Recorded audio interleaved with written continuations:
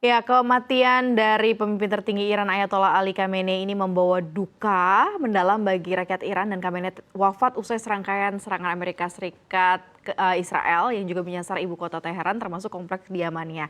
Nah, Iran juga berkabung masa selama 40 hari usai Khamenei dibunuh di bulan Ramadan ini. Sementara itu investor di Bursa Efek Indonesia juga membara usai IHSG ambruk begitu ya. Hari ini ditutupnya bahkan di atas 2% koreksinya usai Amerika Serikat serang Iran, dan kondisi Timur Tengah memicu ketidakpastian global dan dikhawatirkan membuat investor asing kabur dari emerging markets terutama Indonesia. Nah, kita akan lihat ya komen para netizen. Kita lihat, kita bacakan beberapa yang sudah komen di Instagram CNBC Indonesia. Ada @cdr.wijaya. Kenapa Amerika Serikat sama Israel ini suka banget mancing-mancing buat BBM naik katanya gitu. Side effect ini akankah bisa memunculkan akhirnya BBM naik atau tidak ya? Nanti kita akan bahas.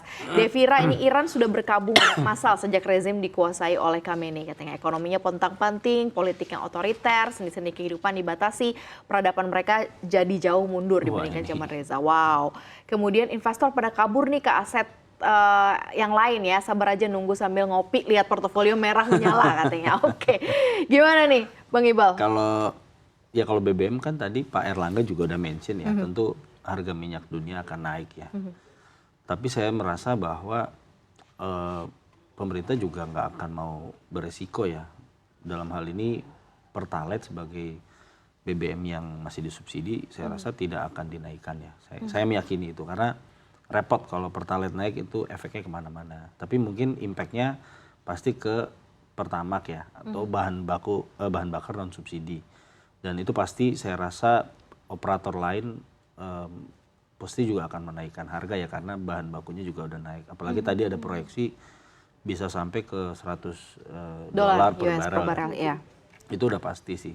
Jadi memang pemerintah saya rasa tidak akan mau ambil risiko lah kalau untuk urusan ini ya, karena walaupun banyak yang sudah beralih ke kendaraan listrik kan biar bagaimanapun tetap aja mayoritas masih pakai bensin, BBM gitu. Betul. Kan. Jadi resiko menuju ke arah sana dan akan mempengaruhi ke BBM kita kayaknya masih jauh ya. Iya, kalau saya sih yakin pemerintah nggak akan, misal apakah Pertalite dinaikkan gitu jadi 11.000 gitu, saya nggak yakin sih.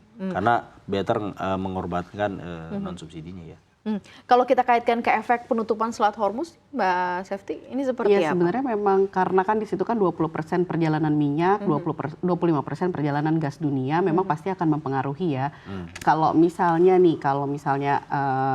apes-apesnya memang ada kenaikan, itu kalau ini kita dapat data nih dari asosiasi, kalau kenaikan solar aja setiap 20% itu bisa menaikkan ongkos truk 7-8%. Jadi imbasnya nanti ke masyarakat bisa bakal signifikan. Apalagi kan sekarang juga kan daya beli juga agak turun. Ini juga bisa menyebabkan inflasi, nggak cuma untuk Indonesia kok, ini untuk semua negara gitu sih. Tapi sebenarnya sih kita sih berharap ya ini nih cuma sementara, jangan terlalu lama perangnya. Karena kita tahu Amerika itu akan ada pemilu sela. Kalau inflasi terjadi di US, berarti ini adalah kabar buruk buat Donald Trump. Karena di US itu isu soal segala barang mahal, isu soal murahnya harga lah, itu memang sedang jadi bahasan di Amerika Serikat. Jadi ketika harga mahal itu pasti akan menggerus suara untuk Partai Republik ketika pemilu sela dilakukan. Saya sih iseng-iseng ya tadi ngobrol juga dengan beberapa pengamat. Ya bisa saja kalau misalnya di pemilu sela ternyata Demokrat menangnya, bisa juga itu di-impeach presiden kan ya. Trump di sana maksudnya. Jadi memang langkah ini mungkin berbahaya bagi Trump. Tapi ya bisa juga perang ini dimanfaatkan Trump untuk menunda pemilu sela karena suara Republik yang tidak signifikan, itu bisa terjadi gitu. Tapi apapun yang terjadi kita harap perang segera selesai lah. Banyak korbannya nggak cuma dari Iran sendiri tapi juga dari US, dari Arab, dari Israel juga ada korban. Jangan sampai kemana-mana lagi. Oke, kalau dilihat dari sebenarnya serangan ini itu kan dari berdasarkan survei ya, ternyata hanya dari 1 dari 4 orang Amerika Serikat yang mendukung. Yang lain kan berarti tidak mendukung begitu ya. Berarti kan ini semacam apa ya, konflik atau mungkin dan jalan tersendiri mungkin untuk Trump kalau dia harus menghadapi pemilu sebenarnya udah ketahuan gitu bahwa ini apakah ini juga bisa jadi the end era of Presiden Trump gitu, apakah seperti apa nih? Ya pemilu yang pasti akan menghukum ya kalau memang masyarakat Amerika merasa bahwa lebih baik kayaknya inilah apa namanya demokrasi ya, mereka kan menentukan itu di bilik suara ya. Jadi memang ketika mereka tidak puas ya itu. Cuman memang itu yang jadi banyak pertanyaan orang gitu. Kok apa masyarakatnya kok diam-diam saja atau kongresnya juga seperti apa, senatnya juga seperti apa. Tapi yang saya pahami tuh, kalau boleh nambahin sebenarnya tuh ada undang-undang konstitusi 1 US itu kalau misalnya mau perang harus berkonsultasi dengan Kongres dulu, harus dapat ini dari Kongres dulu. Tapi kan apa yang dilakukan Trump ternyata tidak begitu. Dan ternyata ini juga pasal karet sebenarnya. Jadi ada apa namanya ada aturan bahwa presiden juga boleh terkait dengan operasi militer. Nah, jadi memang nyaru ini undang-undang. Demokrat sebenarnya mencoba untuk merevisi lah undang-undang ini, tapi sampai sekarang belum ada kelanjutan soal itu. Seperti itu sih pasti ya mungkin akan dijegal juga sama Republik gitu. Jadi memang seharusnya dalam undang-undangnya harus berbicara dulu dengan Kongres. Dan kalau tidak salah hari ini juga Trump itu juga harus ngomong nih ke publiknya US, harus menjelaskan kenapa dia menyerang Iran. Jadi harus di-declare gitu ya ke masyarakatnya gitu. Alasannya gitu. Saya rasa juga masyarakat dunia tuh sudah capek dan lelah dengan perang. Kita tahu ada perang Rusia Ukraina, kita tahu habis itu ada perang Israel. Kayaknya dalam 10 tahun terakhir ini ya kayaknya ya. Kita tuh sebenarnya capek sekali dengan perang. Mungkin itu juga yang membuat warga Amerika juga capek, dan bahkan di pidato kenegaraan US itu tidak ada warga Amerika yang mengharapkan presiden menyinggung soal kebijakan luar negerinya. Mereka pengen tahu presiden mau ngapain di dalam negeri. Presiden itu harus ngapain untuk menurunkan inflasi di dalam negeri. Jadi itu yang jadi penekanan pada saat pidato Presiden Trump kemarin, pidato kenegaraan minggu lalu gitu kan ya.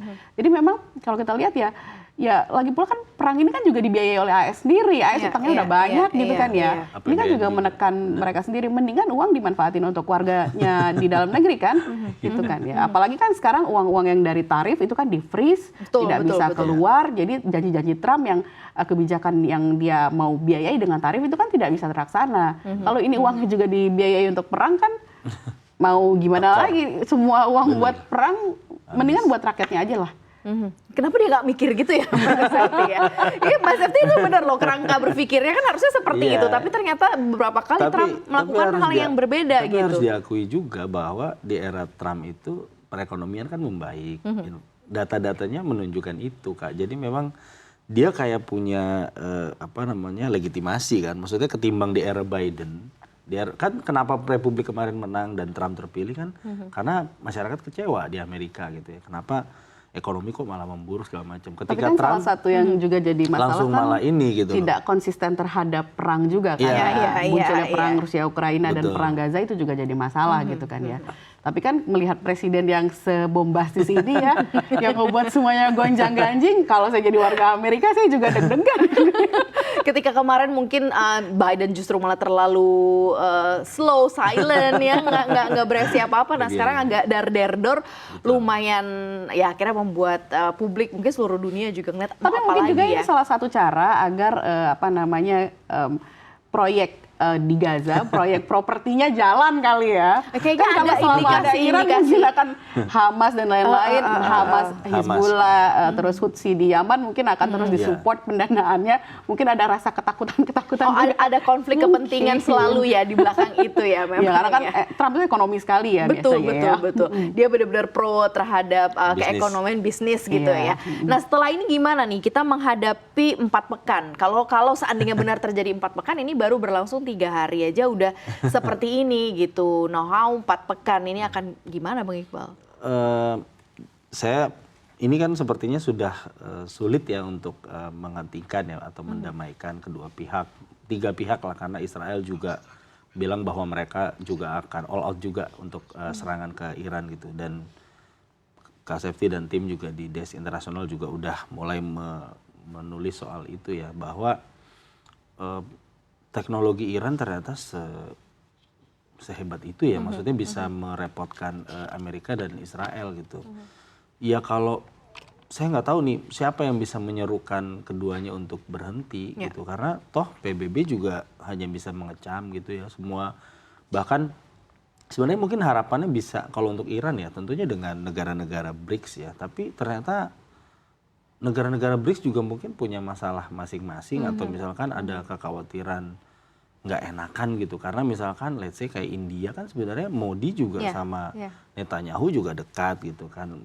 Ya mungkin kalau Cina orang membayangkan oh berarti ini Cina bakal supply Iran nih atau seperti apa, ternyata enggak juga gitu. Jadi kayak semuanya semuanya lagi sedang sibuk dengan masing-masing gitu kan nih. Jadi kayak dugaan saya ya ini malah dilepasin aja gitu, ya udah kalian bertiga pihak ini tarung aja. Kalau misalkan efeknya kan ke negara tetangga ya, misalkan Qatar, kemudian Doha, Dubai, bahkan kemarin yang viral mungkin yang Burj Khalifa itu ya, ada ledakan di dekat situ gitu. Ya mungkin ini jadi kayak dilokalisir aja gitu antara US dan proksinya di situ dan Iran, ya udah Iran nggak tahu sama siapa, mungkin sendiri aja gitu. Itu dia ya. Kalau saya sih lebih ke, saya pengennya pemerintah melakukan suatu langkah antisipasi ya sebenarnya pemerintah Indonesia ya. Apakah itu melakukan menyusun fiskal darurat atau ada koordinasi lebih dekat antara Kementerian Keuangan dan Bank Indonesia untuk mengatur dampaknya ke nilai tukar rupiah misalnya atau ke bursa efek untuk ke IHSG gitu. Jadi kita sudah bisa menakar, sudah bisa bersiap untuk segala kemungkinan terburuk itu sih. Yang efek ada di dalam negeri ini gitu ya, yang diperhatikan ya. Terima kasih banyak Bang Iqbal, Mas Hefty. Kita masih lihat nanti akan seperti apa begitu ya, kita masih akan pantau. Terima kasih.